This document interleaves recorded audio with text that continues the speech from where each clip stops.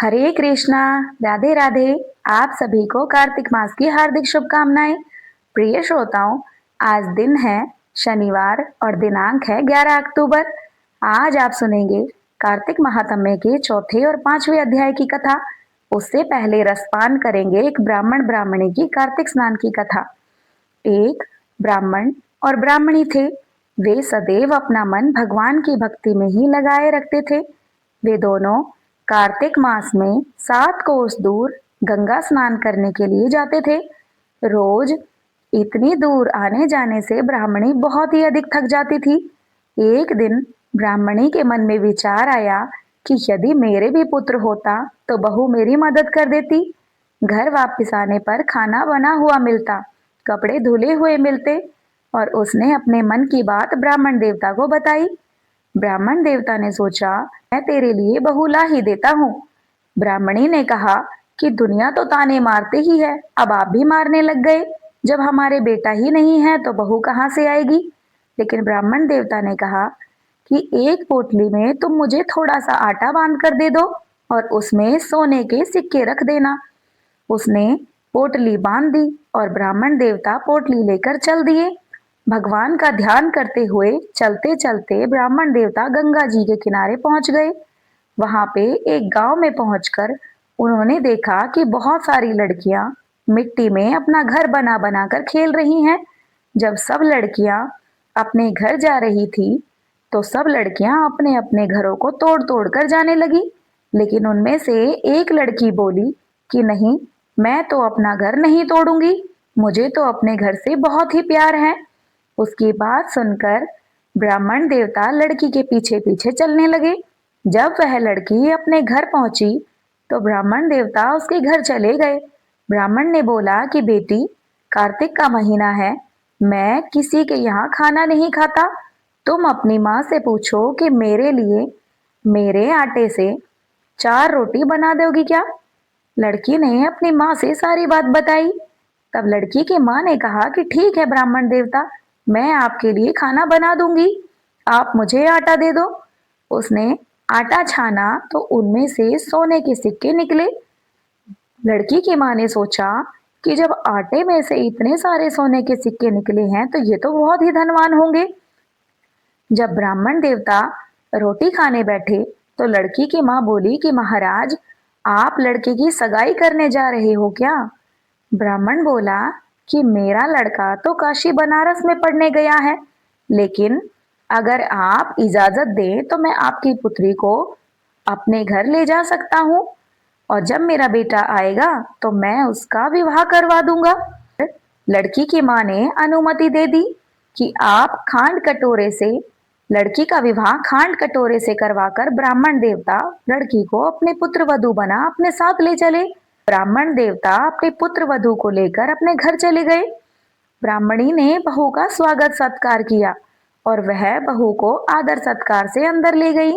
अब जब ब्राह्मण ब्राह्मणी कार्तिक नहाने जाते तो बहू घर का सारा काम कर देती। बहू बहुत ही समझदार थी, खाना बनाती और सास ससुर के कपड़े धोती, रात में उनके पैर दबाती। वह मन से सास ससुर की सेवा करती। इस तरह से काफी समय बीत गया। सास ने बहू से कहा कि बहू, चूल्हे की आग न बुझने देना और परिंदों का पानी कभी खत्म न होने देना। एक दिन चूल्हे की आग बुझ गई। बहू भागी भागी पड़ोसन के घर गई और बोली कि बहन, मुझे थोड़ी सी आग दे दो, मेरे चूल्हे की आग बुझ गई है। मेरे सास ससुर कार्तिक स्नान करने गए हैं, वे थके हारे वापिस आएंगे, मुझे उनके लिए खाना बनाना है। पड़ोसन कहती है कि अरे, तू तो बहुत भोली है, इनका तो न कोई बेटा है न बेटी। अब बहू पड़ोसन की बातों में आ गई और कहने लगी कि अब आप ही बताओ मैं क्या करूं।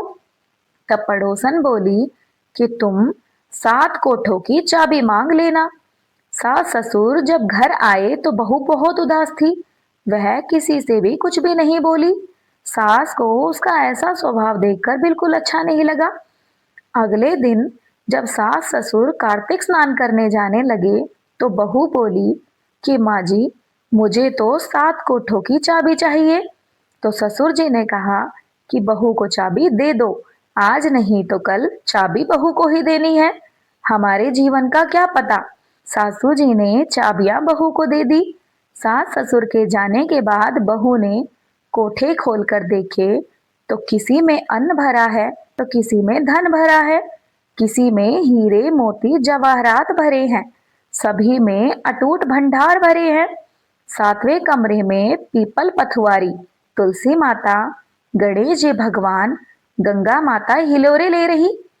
बहू देखकर यह हैरान हो गई। वापस जाने लगी तो लड़के ने बहू का पल्ला पकड़ लिया। बहू बोली कि आप कौन? तो लड़के ने कहा, तुम मेरी पत्नी हो और आपके सास ससुर मेरे माता पिता। तब बहू बोली, आप थोड़ी देर यहीं रुको, जब माँ पिताजी आएंगे तो मैं उन्हें लेकर आती हूँ। बहू कमरा बंद करके चली गई। जब ब्राह्मण ब्राह्मणी आए तो बहू को खुश देख उन्होंने सोचा कि बहू को कोठों का धन देखकर बहू खुश हो गई। तभी बहू ने दोनों को प्रणाम किया और बिना कुछ बोले हाथ पकड़कर सातवें कोठे में ले गई। सास ससुर देखते ही भगवान के चरणों में प्रणाम करने लगे और उनके पांव पकड़कर बैठ गए। भगवान ने कहा कि हम तुम्हारी श्रद्धा भक्ति से अत्यधिक प्रसन्न हैं और तुम्हें ये पुत्र देते हैं। अब तुम पुत्र व पुत्र वधू के साथ प्रसन्नता से रहो। बहू ने सासू जी के पांव पकड़ लिए। सासू जी ने बहू को आशीर्वाद दिया और आला गीला बांस काटकर दोनों का विवाह करवाया। पुत्र ने माता पिता को गले से लगा लिया। वे सभी खुशी खुशी अपना जीवन जीने लगे। हे कार्तिक मास, जैसी कृपा आपने ब्राह्मण और ब्राह्मणी पे की, वैसी ही कृपा हम सभी पर करना। इस कहानी को कहते सुनते और हुकारा भरते सभी की मनोकामनाएं पूर्ण करना। तो प्रेम से बोलिए भगवान विष्णु की जय। अब सुनिए कार्तिक महात्म्य के चौथे अध्याय की कथा। नारद जी ने कहा कि भगवान विष्णु कार्तिक मास की महत्वता बताते हुए भगवान विष्णु ने मछली का रूप धारण किया और वे आकाश से जल में गिरे। उस समय विंध्याचल पर्वत पर तप कर रहे महर्षि कश्यप अपनी अंजलि में जल लेकर खड़े थे। भगवान उनकी अंजलि में जा गिरे। महर्षि कश्यप ने दया करके उसे अपने कमंडल में रख लिया। मछली के थोड़ा बड़े होने पर महर्षि कश्यप ने उन्हें कुएं में डाल दिया। जब वह मछली कुएं में भी न समा सकी तो उन्होंने उसे तालाब में डाल दिया। तब वह तालाब में भी न आ सकी तो उन्होंने उसे समुद्र में डाल दिया। वह मछली वहां भी बढ़ने लगी और फिर मत्स्य रूपी भगवान विष्णु ने इस शंखासुर का वध किया और शंखासुर को हाथ में लेकर बद्रीवन में आ गए। वहां उन्होंने संपूर्ण ऋषियों को बुलाकर इस प्रकार आदेश दिया कि हे मुनीश्वरों, तुम जल के भीतर बिखरे हुए वेद मंत्रों की खोज करो और जितना जल्दी हो सके उन्हें सागर के जल से बाहर निकाल लाओ। तब तक मैं देवताओं के साथ प्रयाग में ही ठहरता हूँ। तब उन तपोबल संपन्न महर्षियों ने यज्ञ और बीजों सहित संपूर्ण वेद मंत्रों का उद्धार किया। उनमें से जितने मंत्र जिस ऋषि ने उपलब्ध किए, वही उन बीज मंत्रों का उस दिन से ऋषि माना जाने लगा। तदंतर सब ऋषि एकत्रित होकर प्रयाग में गए। वहां उन्होंने ब्रह्मा जी सहित भगवान विष्णु को उपलब्ध हुए सभी वेद मंत्र समर्पित कर दिए। सब वेदों को पाकर ब्रह्मा जी बहुत प्रसन्न हुए। उन्होंने देवताओं और ऋषियों के साथ प्रयाग में अश्वमेध यज्ञ किया। यज्ञ समाप्त होने पर सब देवताओं ने भगवान से निवेदन किया कि हे देवादिदेव जगन्नाथ, इस स्थान पर ब्रह्मा जी ने खोए हुए वेदों को पुनः प्राप्त किया है और हमने भी यहाँ आपके प्रसाद से यज्ञ भाग पाए हैं। अतः यह स्थान पृथ्वी पर सबसे श्रेष्ठ पुण्य की वृद्धि करने वाला एवं भोग तथा मोक्ष प्रदान करने वाला हो।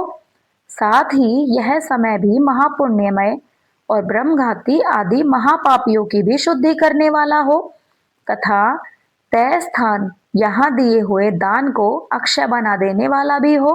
यह हमें वर दीजिए। भगवान विष्णु बोले कि देवताओं, तुमने जो कुछ भी कहा है वह मुझे स्वीकार है। तुम्हारी इच्छा पूर्ण हो। आज से यह स्थान ब्रह्म क्षेत्र के नाम से प्रसिद्ध होगा। सूर्यवंश से उत्पन्न राजा भागीरथ यहाँ गंगा को ले आएंगे और वह यहाँ सूर्य कन्या यमुना जी से मिलेंगी। ब्रह्मा जी और तुम सब देवता मेरे साथ यहाँ निवास करो। आज से यह तीर्थ तीर्थराज के नाम से विख्यात होगा। तीर्थराज के दर्शन से तत्काल सब पाप नष्ट हो जाएंगे। जब सूर्य मकर राशि में स्थित होंगे उस समय यहाँ स्नान करने वाले मनुष्यों के सब पापों का यह तीर्थ नाश कर देगा। यह काल भी मनुष्यों के लिए सदा महान और पुण्य फल देने वाला होगा। माघ में सूर्य के मकर राशि में स्थित होने पर यहाँ स्नान करने से सालोक्य आदि फल प्राप्त होंगे। देवादिदेव भगवान विष्णु देवताओं से ऐसा कहकर ब्रह्मा जी के साथ वही अंतर ध्यान हो गए। तत्पश्चात इंद्रादि देवता भी अपने अंश से प्रयाग में रहते हुए वहां से अंतर ध्यान हो गए। जो मनुष्य कार्तिक मास में तुलसी जी की जड़ के समीप श्री हरि का पूजन करता है वह इस लोक में संपूर्ण भोगों का उपभोग करके अंत में बैकुंठ धाम को जाता है। तो प्रेम से बोलिए श्री हरि विष्णु भगवान की जय, माता लक्ष्मी की जय। प्रिय श्रोताओं, आप श्रवण करते हैं कार्तिक मास के 5वें अध्याय की कथा।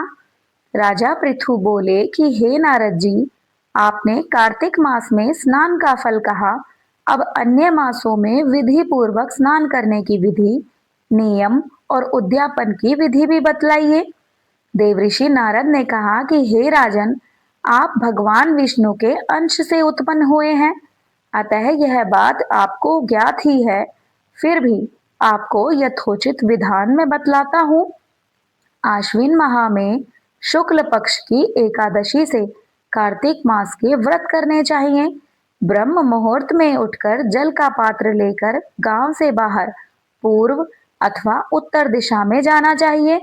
उसके बाद जो मनुष्य मुख शुद्धि नहीं करता उसे किसी भी मंत्र का फल प्राप्त नहीं होता। अतः दांत और जीभ को पूर्ण रूप से शुद्ध करना चाहिए और मंत्रों का उच्चारण करते हुए दातुन तोड़नी चाहिए। उन्हें बोलना चाहिए कि हे वनस्पते, आप मुझे आयु, कीर्ति, तेज, प्रज्ञा, पशु संपत्ति, महाज्ञान, बुद्धि और विद्या प्रदान करें। इस प्रकार उच्चारण करके वृक्ष से 12 अंगुल की दातुन ले। दूध वाले वृक्षों से दातुन नहीं लेनी चाहिए। इस प्रकार कपास, कांटेदार वृक्ष तथा जले हुए वृक्ष से भी दातुन लेना मना है, जिससे उत्तम गंध आती हो और जिसकी टहनी कोमल हो, ऐसे ही वृक्ष से दातुन ग्रहण करनी चाहिए। प्रतिपदा, अमावस्या, नवमी, छठी, रविवार को चंद्र तथा सूर्य ग्रहण में दातुन नहीं करनी चाहिए। तत्पश्चात भली भांति स्नान करके फूल माला, चंदन और पान आदि की पूजा सामग्री लेकर प्रसन्न चित्त व भक्ति पूर्वक शिवालय में जाकर सभी देवी देवताओं के आचमन आदि वस्तुओं से पृथक पृथक पूजा करके प्रार्थना एवं प्रणाम करना चाहिए। फिर भक्तों के स्वर में स्वर मिलाकर श्री हरि का कीर्तन करना चाहिए। मंदिर में जो गायक भगवान श्री हरि का कीर्तन करने आए हों उनका माला, चंदन, तांबुल आदि से पूजन करना चाहिए, क्योंकि देवालयों में भगवान विष्णु को अपनी तपस्या, योग और दान द्वारा प्रसन्न करते थे, परंतु कलयुग में भगवत गुणगान को ही भगवान श्री हरि को प्रसन्न करने का एकमात्र साधन माना गया है। नारद जी ने राजा पृथु से कहा कि हे राजन, एक बार मैंने भगवान से पूछा कि हे प्रभु, आप सबसे अधिक निवास कहाँ करते हैं? इसका उत्तर देते हुए भगवान ने कहा कि हे नारद मुनि, मैं बैकुंठ या योगियों के हृदय में ही निवास नहीं करता, अपितु जहाँ मेरे भक्त मेरा कीर्तन करते हैं मैं वहां अवश्य निवास करता हूँ।